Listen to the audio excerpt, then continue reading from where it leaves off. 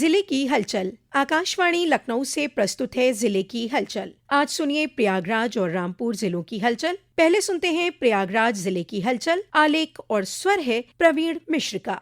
जनपद प्रयागराज में खरीफ की प्रमुख फसल धान के क्रय का कार्य प्रारंभ हो चुका है। धान क्रय को लेकर जिलाधिकारी मनीष कुमार वर्मा की अध्यक्षता में 30 अक्टूबर को कलेक्ट्रेट संगम सभागार में कृषि कार्य, विपणन कार्य, कृषि अवसंरचना कोष, उर्वरक व्यवस्था एवं क्रय केंद्र संबंधी समीक्षा बैठक की गई। बैठक के दौरान जिलाधिकारी मनीष वर्मा ने निर्देश दिया कि क्रय केंद्र पर किसानों को किसी तरह की असुविधा न हो। साथ ही कृषक द्वारा विक्रय किए गए धान का PFMS के माध्यम से उनके आधार लिंक बैंक वाले खाते में 48 घंटे में भुगतान कराए जाने के निर्देश दिए हैं। जिलाधिकारी ने नकली खादों की बिक्री न होने पाए, इसके लिए छापेमारी की कार्रवाई को बढ़ाए जाने एवं ऐसा करने वालों के विरुद्ध कड़ी कार्रवाई करते हुए लाइसेंस भी निरस्त करने के लिए कहा है। उन्होंने सरकारी विक्रय केंद्रों पर पर्याप्त मात्रा में खाद उर्वरकों की उपलब्धता बनाए रखने के निर्देश भी दिए। किसानों को उर्वरक व खाद प्राप्त करने में कोई कठिनाई न हो, उन्होंने क्रय केंद्रों से उर्वरकों व खाद की बिक्री का सत्यापन कराने के लिए भी कहा है। भारत रत्न लौह पुरुष सरदार वल्लभ भाई पटेल की जयंती 31 अक्टूबर 2025 राष्ट्रीय एकता दिवस के अवसर पर प्रयागराज में विविध कार्यक्रम आयोजित किए गए। इस पर उत्तर प्रदेश के कैबिनेट मंत्री नंद गोपाल गुप्ता नंदी के नेतृत्व में एकता दौड़ का आयोजन किया गया। यह एकता दौड़ प्रयागराज के अलोपीबाग सरदार पटेल संस्थान से मेडिकल चौराहे के बीच आयोजित की गई, जिसमें बड़ी संख्या में नागरिकों ने हिस्सा लिया।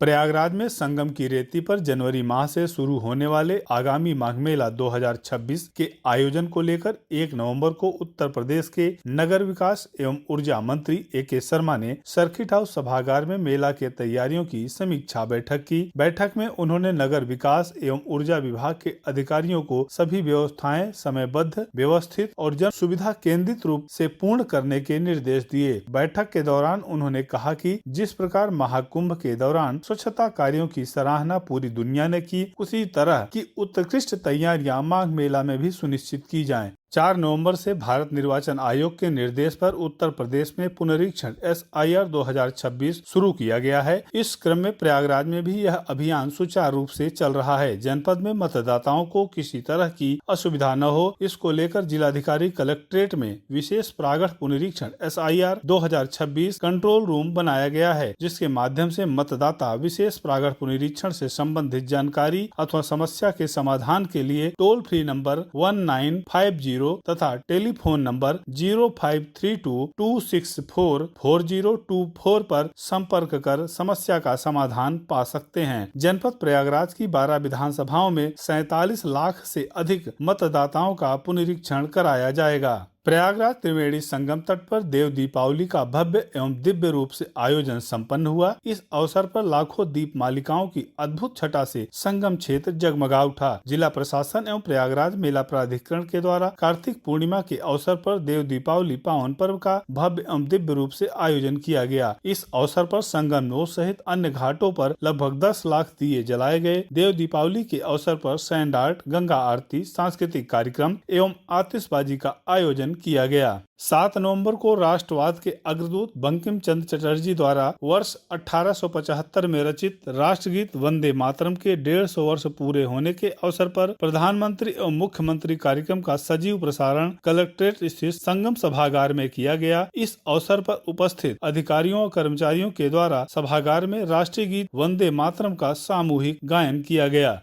प्रयागराज में फार्मर रजिस्ट्री का कार्य प्रगति पर है। एग्री स्टैक योजना अंतर्गत फार्मर रजिस्ट्री कराने हेतु कृषकों को जागरूक करने के उद्देश्य एवं फार्मर रजिस्ट्री कार्य की प्रगति में तेजी लाने हेतु 12 नवंबर को जिलाधिकारी और उप निदेशक कृषि प्रयागराज के द्वारा प्रचार वाहनों को हरी झंडी दिखाकर रवाना किया गया, जो जनपद के समस्त ग्राम पंचायतों एवं राजस्व ग्रामों में कृषकों को जागरूक करेंगे एवं कृषकों के मध्य पंपलेट का भी वितरण करेंगे। प्रयागराज में 14 नवंबर को मंडलायुक्त सौम्या अग्रवाल की अध्यक्षता में 63वीं मंडलीय पेंशन अदालत का आयोजन किया गया। आयोजित मंडलीय पेंशन अदालत में 28 पुराने एवं 22 नए वादों सहित कुल 50 वाद सूचीबद्ध थे, जिनकी सुनवाई करते हुए कुल 13 वादों को मौके पर निस्तारण किया गया। मंडलायुक्त ने शेष प्रकरणों के शीघ्र निस्तारण हेतु संबंधित विभागों के अधिकारियों को निर्देशित किया।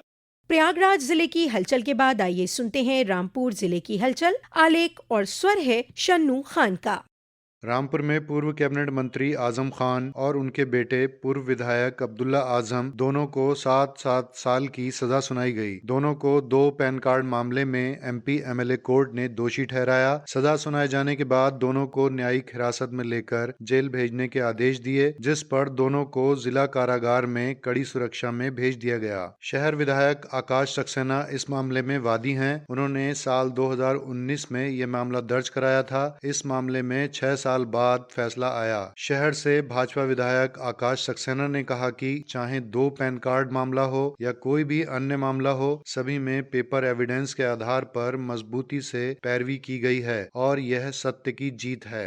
लगातार सुनवाई के बाद 6 वर्ष के बाद आज इसमें फैसला आया और इसमें अब्दुल्ला आजम खान और आजम दोनों को 7-7 वर्ष की सजा सुनाई। मैं इसे सत्य की जीत मानता हूँ। हमने हमेशा न्यायपालिका के हर फैसले का स्वागत किया है। जिलाधिकारी अजय कुमार द्विवेदी ने शहर किनारे निर्माणाधीन सांस्कृतिक सद्भावना केंद्र का अधिकारियों के साथ जायजा लिया और अधिकारियों को जरूरी निर्देश दिए। जायजे के दौरान जिलाधिकारी ने अल्पसंख्यक कल्याण विभाग के अधिकारियों से निर्माण कार्य की प्रगति, गुणवत्ता और परियोजना की लागत व उपयोगिता के बारे में विस्तृत जानकारी ली। मौके पर मौजूद अधिकारियों ने जिलाधिकारी को बताया कि सांस्कृतिक सद्भावना केंद्र में कई बहुउद्देशीय संरचनाओं का निर्माण कार्य तेजी से किया जा रहा है। वर्तमान में कार्य की भौतिक प्रगति 92% है और परियोजना को 31 दिसंबर 2025 तक पूरा करने का लक्ष्य तय है।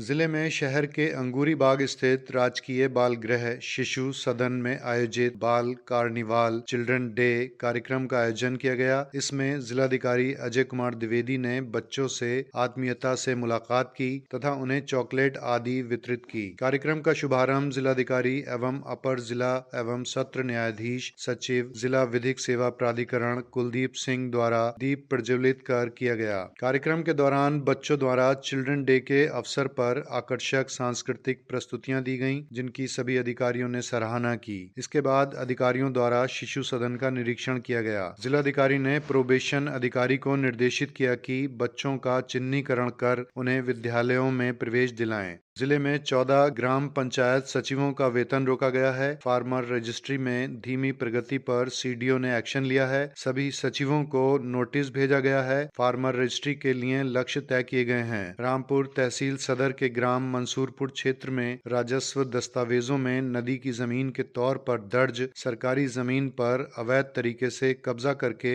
आम का बाग लगा लिया गया। आरोपियों के विरुद्ध थाना सिविल लाइंस में भारतीय न्याय संहिता के साथ साथ सार्वजनिक संपत्ति नुकसान निवारण अधिनियम 1984 की धाराओं में मुकदमा दर्ज कराया गया। इन अवैध कब्जादारों का नदी क्षेत्र की कई हेक्टेयर जमीन पर अवैध कब्जा था। जिलाधिकारी अजय कुमार द्विवेदी के निर्देशानुसार तहसील सदर की राजस्व टीम द्वारा पुलिस बल की मौजूदगी में जमीन को अवैध कब्जे से आजाद कराकर हदबंदी करा दी गई। रामपुर शहर विधायक आकाश सक्सेना ने कहा है कि देश के प्रधानमंत्री नरेंद्र मोदी ने आश्वस्त किया है कि रामपुर के विकास में केंद्र सरकार किसी तरह की कमी नहीं आने देगी। उन्होंने प्रधानमंत्री को रामपुर में चल रहे विकास कार्यों, औद्योगिक प्रगति के साथ ही संगठनात्मक विषयों के बारे में विस्तार से जानकारी दी। शहर विधायक आकाश सक्सेना अपने परिवार के साथ दिल्ली पहुंचे, जहां उन्होंने सपरिवार प्रधानमंत्री नरेंद्र मोदी से मुलाकात की। इस दौरान विधायक आकाश सक्सेना ने प्रधानमंत्री को रामपुर में चल रहे विकास कार्यों की जानकारी दी